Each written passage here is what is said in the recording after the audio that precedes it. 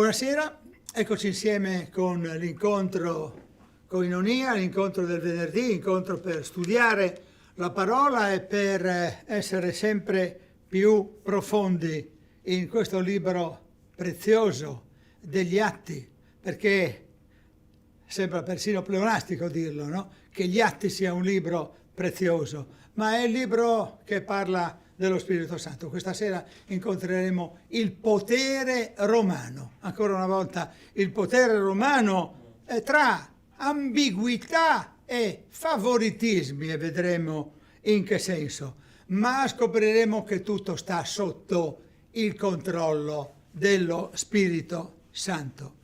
Vorrei introdurre questa lettura raccontando che purtroppo in Afghanistan la persecuzione dei cristiani è al primo posto nella lista di porte aperte sulle persecuzioni. Al secondo posto troviamo la Corea e al terzo la Somalia, al quarto la Libia. È una classifica che non fa certamente piacere riconoscere, come non fa piacere dare i numeri. 360 milioni di cristiani perseguitati nel mondo, secondo l'organismo Porte Aperte.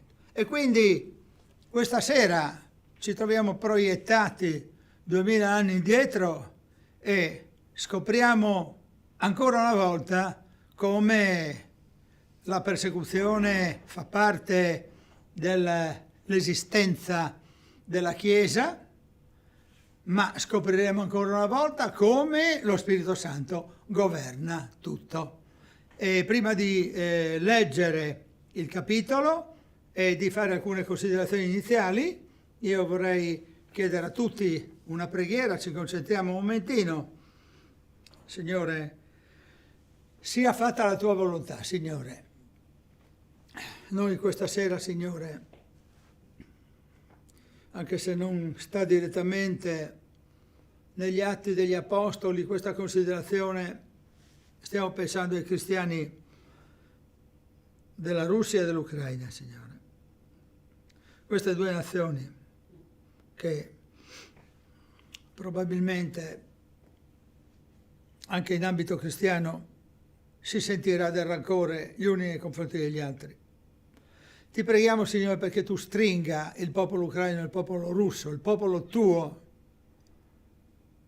in un amore che è superiore a queste terribili miserie di questi giorni. Ti preghiamo per il popolo ucraino e per il popolo russo, Signore. E ti preghiamo in particolare per i nostri fratelli credenti di queste due nazioni, per i pastori, come faranno a incontrarsi, come faranno a condividere. Avranno anche visioni politiche particolari gli uni e gli altri. Signore, solo tu puoi stringere attraverso lo Spirito Santo quello che agì con Paolo, con Pietro, con i primi della prima Chiesa. Soltanto tu potrai stringere insieme queste persone, Signore. Ti preghiamo per i fratelli delle chiese dell'Ucraina e della Russia, Signore. Ti preghiamo anche perché questa sera lo Spirito ci parli e ci dica molte cose della storia di Paolo e della storia del potere romano e soprattutto la storia dello Spirito Santo, perché gli Atti degli Apostoli sono gli atti dello Spirito, Signore. E noi vorremmo essere ripieni di Spirito Santo questa sera, nello studiare queste parole preziose, Signore. Te lo chiediamo nel nome del Padre, nel nome del Figlio e nel nome dello Spirito Santo, Signore. Ti preghiamo così, Signore, questa sera. Amen. Amen. Dunque il potere romano e la perseveranza dei persecutori, che sono dei persecutori molto preparati. In un primo momento, per tornare indietro di qualche pagina, dopo che Paolo tornò a Gerusalemme dai viaggi missionari e ricordate le città di Salamina, di Pafo, di Antiochia, di Iconio, Licaonia, Listra, Derba, Perga, Filippi, Tessalonica, Berea, Atene, Corinto, Efeso, Troas, 15 città dove fu testimoniata la parola di Dio. Ecco che Paolo, tornando a Gerusalemme, viene ingiustamente arrestato nel Tempio e quasi subisce il linciaggio. Da esso viene salvato dal potere romano, da una figura, da un tribuno che interviene, che però non lo lascia libero, ma lo tiene in prigionia, cercando di capire di che cosa è accusato. E a un certo punto, di fronte al rischio che Paolo possa essere ucciso dai giudei che si sono organizzati, ecco che Paolo viene trasferito davanti a Festo, un nuovo governatore che vive a Cesarea. E a Gerusalemme, quando incontra le autorità ecclesiali, Festo si sente dire dacci nelle mani Paolo, è questo che leggeremo al capitolo 25. Ma Festo sa qual è la legge, il diritto romano. Festo sa che il potere non gli consente di dare nelle mani dei giudei questo cittadino romano Paolo. E sa anche che le accuse verso di lui non sono legittime e non sono vere. E quindi la congiura sparisce, perché coloro che avevano giurato, che avevano fatto un voto di non mangiare e non bere addirittura affinché non avessero ucciso Paolo, ecco che sono costretti a perdere la loro occasione. Lo Spirito Santo vuole un'altra cosa nella vita di Paolo. Lo vuole far andare a Roma e infatti lui si appella al governatore Festo e gli dice: io voglio essere giudicato davanti all'imperatore, davanti al potere. E così, nelle sue ambiguità, nelle sue contraddizioni, il potere romano, che da un lato vuole fare la cortesia ai giudei, dall'altro vuole rispettare il protocollo, ecco che è costretto il potere romano a riconoscere: caro Paolo, andrai a Cesare, perché a Cesare vuoi andare. Mi viene in mente subito un salmo che leggeremo immediatamente, il Salmo 82, versetto 2. Andiamo a cercarlo, il Salmo numero 82. Questo solo versetto, che è indicativo: fino a quando giudicherete ingiustamente e avrete riguardo agli empi. Ci soffermiamo qui.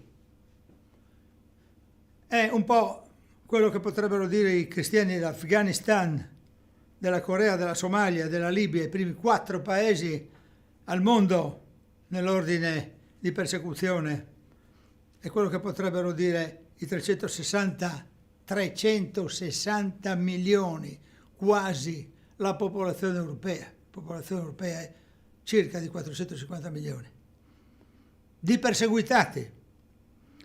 Potrebbero tutti dire: fino a quando giudicherete ingiustamente e avrete riguardo agli empi? Ma fino a quando lo Spirito Santo lo permetterà, potremo rispondere. E allora leggiamo adesso il capitolo numero 25 con questa premessa: fino a quando? Festo dunque giunse nella sua provincia e 3 giorni dopo salì da Cesarea a Gerusalemme. I capi dei sacerdoti e i notabili dei giudei gli presentarono le loro accuse contro Paolo e con intenzioni ostili lo pregavano chiedendo come un favore che lo facesse venire a Gerusalemme. Essi intanto avrebbero preparato un'imboscata per ucciderlo durante il viaggio. Ma Festo rispose che Paolo era custodito a Cesarea e che egli stesso doveva partire presto. Quelli dunque che hanno autorità tra di voi, disse, scendano con me e se vi è in quest'uomo qualche colpa lo accusino. Rimasto tra di loro non più di 8 o 10 giorni, Festo discese a Cesarea e il giorno dopo, sedendo in tribunale, ordinò che Paolo gli fosse condotto davanti.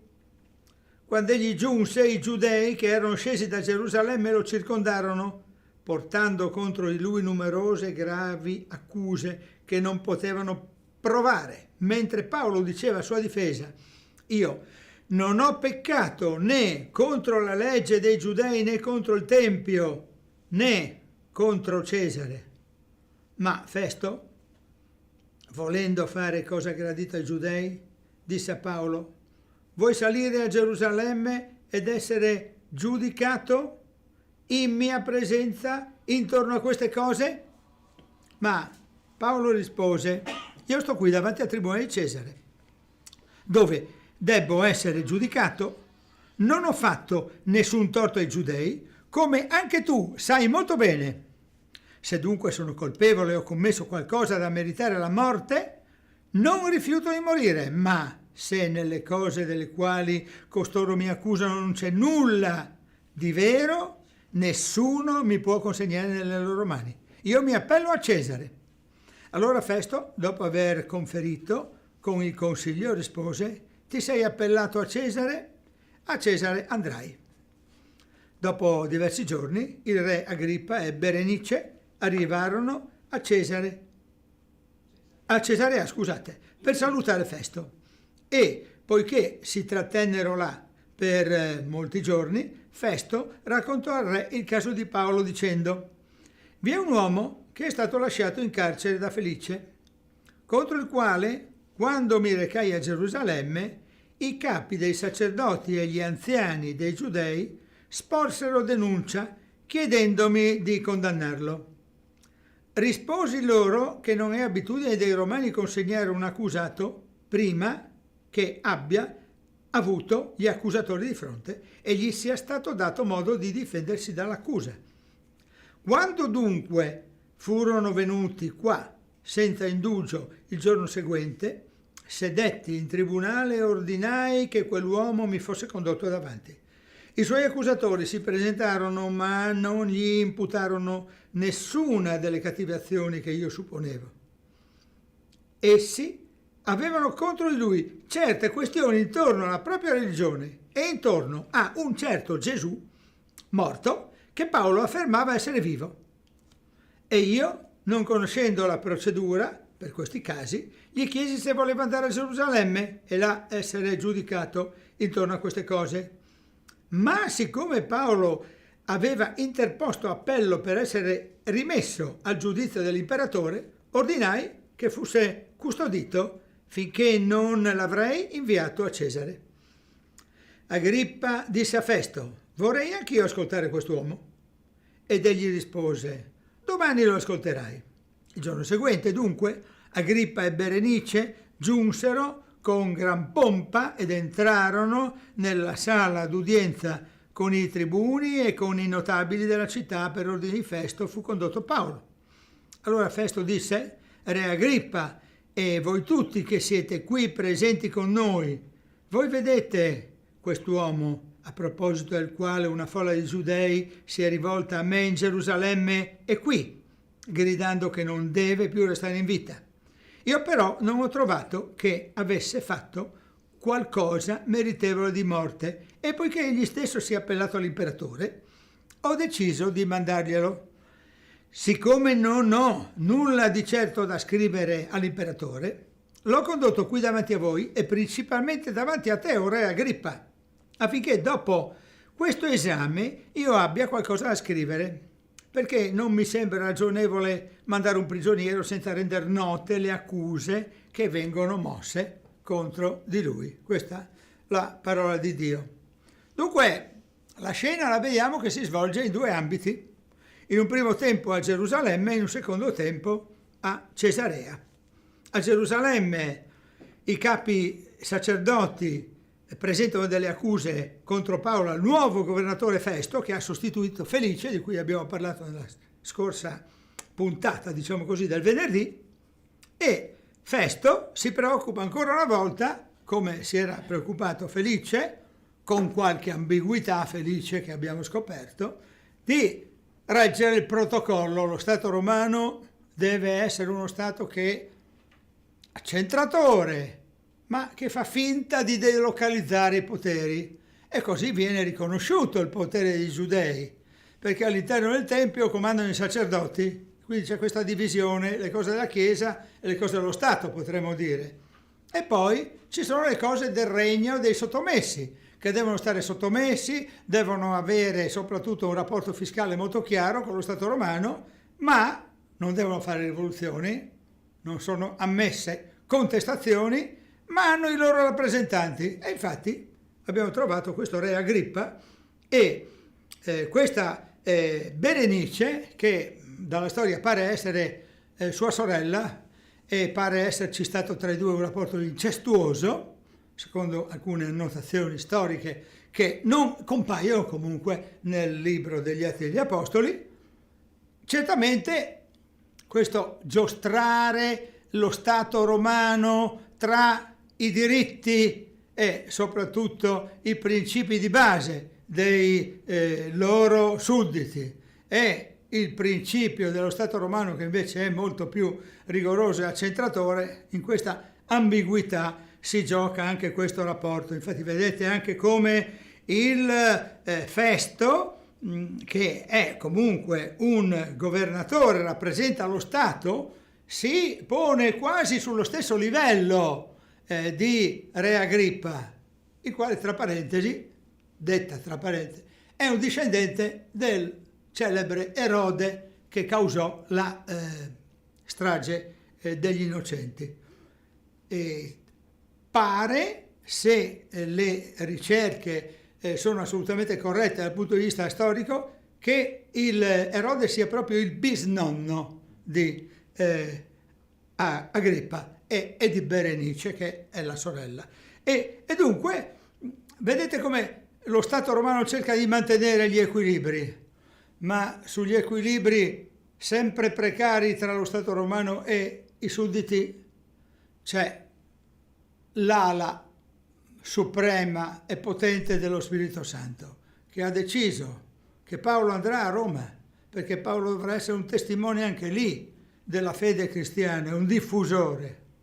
E allora ecco che nella prima parte abbiamo assistito al racconto, perché questa è un passo, questo è un passo assolutamente narrativo, quindi dal punto di vista teologico non ci sono molte cose da dire.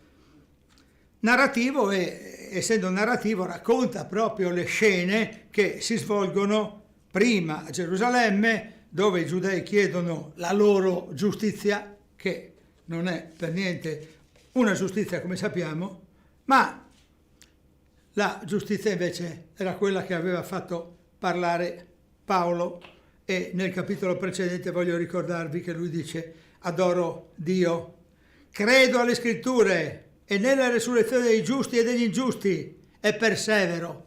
Pensate un po', 4 punti schema potrebbero essere della riflessione che lui aveva fatto questa volta ancora a Gerusalemme, prima di trovarsi con il governatore Festo, con un altro governatore il cui nome è Felice.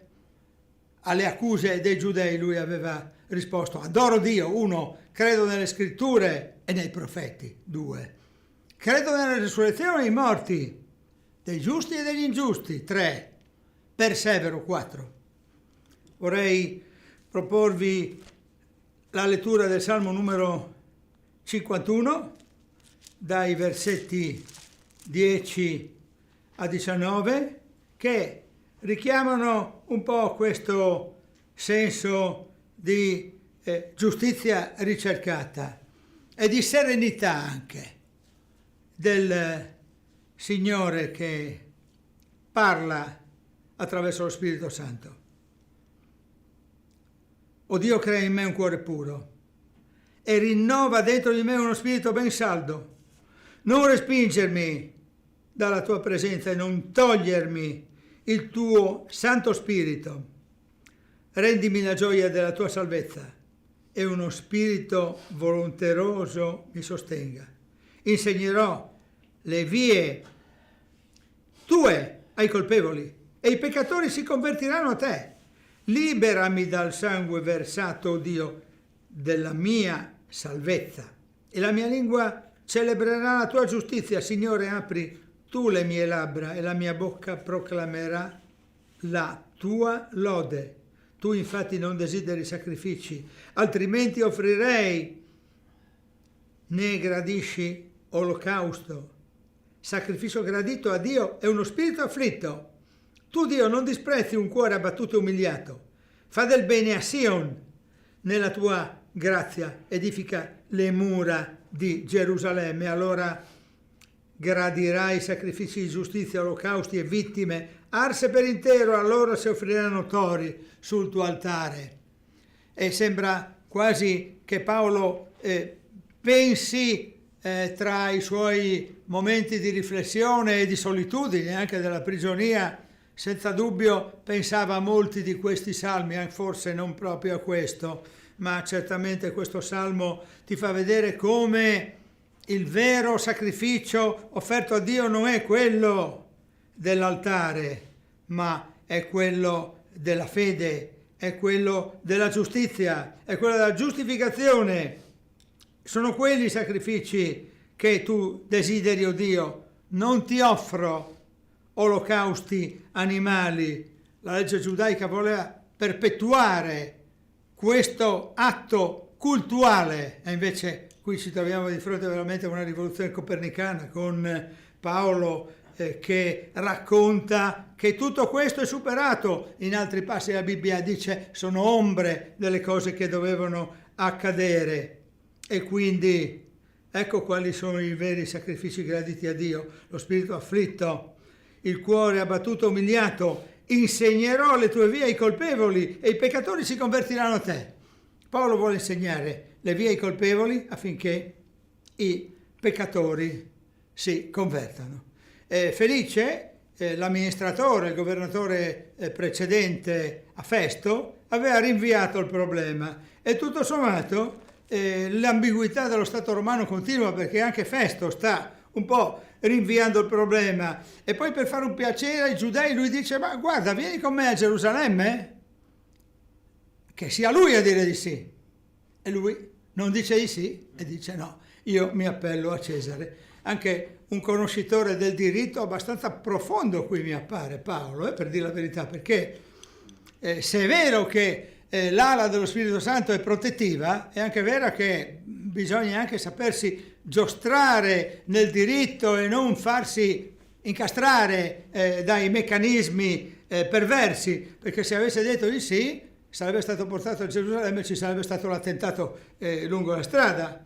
E allora ecco che i giudei devono rintuzzare tutte le loro attività anti Paolo e si devono arrendere al fatto che ormai il governatore ha detto così. Mi sorprende nella lettura che abbiamo fatto un passaggio quando è scritto quasi per favore. A un certo punto i giudei dicono: ma facci un favore, ma che ti costa, Festo? Che ti costa darci questo qui nelle mani? Che lo sistemiamo noi.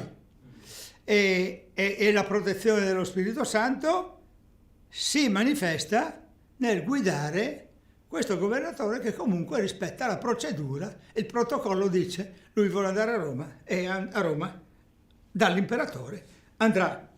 E allora ecco che ci troviamo di fronte ad un brano che, anche se non insegna delle cose dal punto di vista teologico come quelle potenti che abbiamo sentito prima, credo alle scritture, adoro Dio, credo nella resurrezione dei giusti e degli ingiusti, persevero, anche se non è così potente dal punto di vista teologico, diciamo, è forte dal punto di vista di questo mondo giuridico romano che non può sottrarsi a dare a Paolo la soluzione del suo problema. E quindi Festo non mette Paolo nelle mani dei giudei, istruisce invece un nuovo processo, riesce a istruire un nuovo processo. E appunto il nuovo processo sarà quello di trovarsi di fronte a un ebreo come lui, perché tutto sommato sia Agrippa che Berenice sono degli ebrei, a un ebreo come lui e allo Stato romano che un po' tutela Paolo e un po' fa finta di tutelarlo, un po' tutela gli ebrei e un po' fa finta di tutelare gli ebrei. C'è un problema quasi tecnico, anche qui probabilmente giuridico. Festo si chiede con quali parole può accompagnare in una lettera, in uno scritto, Paolo alla sua destinazione, cioè a Roma, dove andrà a parlare, perché dice: io, per dire la verità, ho capito in sintesi le cose, ma ho ancora le idee poco chiare, perché qui ci sono delle questioni relative alla religione e poi c'è la storia di un certo Gesù. Paolo dice che è vivo, gli altri dicono che è morto. Io non so come accompagnare con uno scritto questo uomo al tribunale di Cesare. E allora ecco che vengono fuori, e qui siamo a Cesarea appunto, non siamo più a Gerusalemme perché Paolo è stato lì trasferito, e vengono fuori le problematiche che potrebbero sorgere in un qualsiasi dibattito, ma queste problematiche le vediamo poi nel capitolo 26, perché qui dal capitolo 26 Paolo parlerà ancora con maggior chiarezza di quelle che sono le usanze, la cultura, la civiltà e anche la sua storia personale, che metterà in evidenza di fronte ai due ebrei, tra virgolette, due ebrei come certamente Agrippa e Berenice, che non credevano in Dio, che erano molto legati al potere. Avete letto? Abbiamo letto, Agrippa e Berenice giunsero in una gran pompa, loro erano preoccupati soprattutto della formalità, entrarono nella sala d'udienza con i tribuni, c'è una grande folla a sentire Paolo, ma è quello che lo Spirito Santo vuole, che Paolo parli davanti a una grande folla. E questo può essere un indicatore che possiamo scegliere anche noi, e dobbiamo essere molto attenti e responsabili di fronte a quello che diciamo, perché anche questo mondo online nel quale noi ci troviamo è un po' una piccola grande folla che ci rende responsabili di quello che stiamo raccontando. Voglio leggervi ancora il Salmo numero 54, i versetti sono tra l'1 e 4, sono sempre versetti che accompagnano queste riflessioni che stiamo facendo. Sentite un po'. O Dio, salvami per amore del tuo nome, fammi giustizia per la tua potenza. Sembrano essere proprio le parole di Paolo prima. Sembrano essere, non sto dicendo che sono queste, sia chiaro, non sono queste le parole di Paolo che ha detto prima dell'incontro con Berenice e Agrippa. Sembrano essere, ripeto, oh Dio, ascolta la mia preghiera, porgi orecchio alle parole della mia bocca, poiché degli stranieri sono insorti contro di me e dei violenti cercano l'anima mia. Essi non tengono Dio presente davanti a loro. Ecco, Dio è il mio aiuto, il Signore è colui che sostiene l'anima mia. Potrebbe essere quasi una preghiera, e una preghiera che può accompagnare anche noi. Grazie a Dio perché sostieni l'anima mia. Anche in un momento difficile come questo siamo venuti fuori da una cosa abbastanza amara come la pandemia, ci troviamo trasportati in una situazione altrettanto amara, che dire: salvami per amore del tuo nome, Signore, fammi giustizia, ascolta la mia preghiera. Qui contro Paolo non sono sorti soltanto gli stranieri, anzi qui gli stranieri sono quelli che sono un po' indifferenti, è vero? Vedi Festo, vedi il governatore precedente Felice. Qui sono i suoi connazionali che sono sorti contro di lui, ma sono stranieri anche quelli, perché appartengono a un altro regno, non è il regno di Paolo, non è il regno di Cristo, appartengono a un altro regno. Allora, Signore, aiutami nelle difficoltà. E così comprendo che la perseveranza nella persecuzione è la risposta alla perseveranza della persecuzione. Sembra un gioco di parole, vero? La perseveranza della persecuzione da parte degli ebrei diventa una perseveranza nella persecuzione da parte di Paolo. Fossimo così perseveranti anche noi a denunciare il peccato. Questo brano ci insegna, lo sottolineo un'altra volta, che conoscere i propri diritti è un dovere. Nessuno mi può consegnare nelle loro mani. Mi appello a Cesare. Non dobbiamo accettare l'ingiustizia. Non dobbiamo odiare, ma non dobbiamo accettare l'ingiustizia. Il sistema romano è molto in crisi davanti a questi atteggiamenti. È in crisi anche Festo, che non sa che cosa scrivere. Perché Paolo agisce così?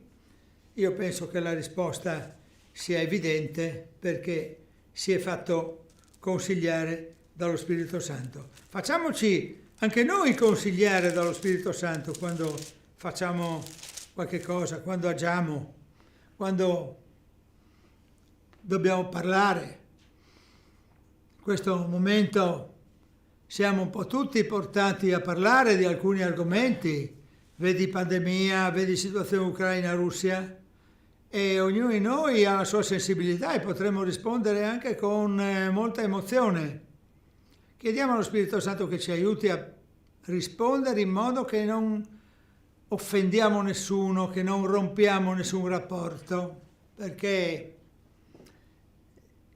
lo Spirito Santo ha questa capacità di guidarci e di renderci sapienti anche quando noi ci lasciamo trasportare dalle emozioni, perché ti scappa di dire: ma guarda, non capisci proprio niente. E invece non dobbiamo usare mai con nessuno questo atteggiamento, sempre con dolcezza e con modo. È chiaro che è più facile dirlo che non metterlo in pratica, ma dicendolo dobbiamo anche impegnarci a esercitare questa perseveranza. Non sono così tollerante come vi appaio adesso che parlo. Non lo sono di natura. Mi scappa di dire: non capisci niente, hai la testa di legno. Ma non si deve e non si può. E allora facciamoci guidare non dal cuore o dalla nostra mente, ma dalla mente superiore che è lo Spirito Santo. Salmo 81, versetti 1-5. Leggeremo adesso un canto di vittoria, perché Paolo andrà a Roma e testimonierà la verità, e allora vittoria come una gara sportiva che può suscitare una grande emozione nei tifosi di questa o di quella compagine.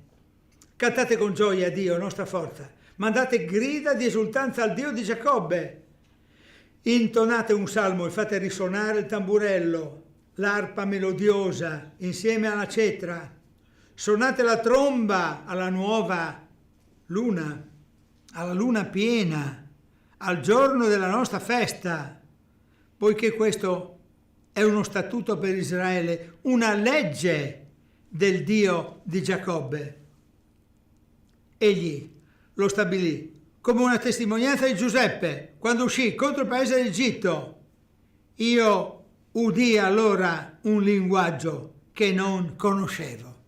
Ecco il linguaggio nuovo, quello dello Spirito che entra nella storia più potentemente ancora rispetto a quanto già era presente nel periodo storico avanti Cristo e guida i cristiani di tutto il mondo, anche i 360 milioni di perseguitati di cui abbiamo parlato in apertura, e anche noi che siamo una piccola comunità, qui oggi pochi in questa sala, ahimè, pochi. Chissà perché è così faticoso fare qualche chilometro in macchina. Ma noi sappiamo che lo Spirito Santo è il vincitore e allora cantate con gioia a Dio nostra forza, mandate grida di gioia e di esultanza a Dio. Rimaniamo ancora insieme per la parte che segue e lodiamo il Signore per questo tempo ancora con una preghiera. Signore, ti preghiamo perché questo modo di vivere la nostra fede attraverso questa tecnologia sia ascoltato. Ti preghiamo perché molti aprano le orecchie di fronte a quello che è stato detto. Non perché queste sono parole mie che valgono poco, Signore, ma perché sono le parole tue, quelle della tua scrittura che noi abbiamo letto stasera. Ti preghiamo perché i brani che abbiamo letto stasera lasciano un segno. Ti preghiamo, Signore, perché vogliamo dirti che tu sei il vincitore e allora vogliamo cantare con gioia a Dio, nostra forza. Vogliamo intonare un salmo, fare risuonare il tamburello, Signore. Tu ci hai stabilito come testimonianza. Permettici, Signore, anche se siamo indegni di essere i tuoi testimoni. Te lo chiediamo nel nome potente di Gesù Cristo. Amen. Bene, ci lasciamo qui e ci diamo appuntamento a venerdì prossimo per chi ci segue soltanto attraverso questa parte del nostro stare insieme. Per chi invece ci segue da casa, ci incontriamo tra qualche minuto, proprio un paio di minuti, per la diretta e per continuare le considerazioni. Chi vuole entrare in questa trasmissione può contattarci agli indirizzi che vediamo. Arrivederci, buonanotte a tutti. Ecco i numeri di WhatsApp che possono contattarci. Buonanotte a tutti.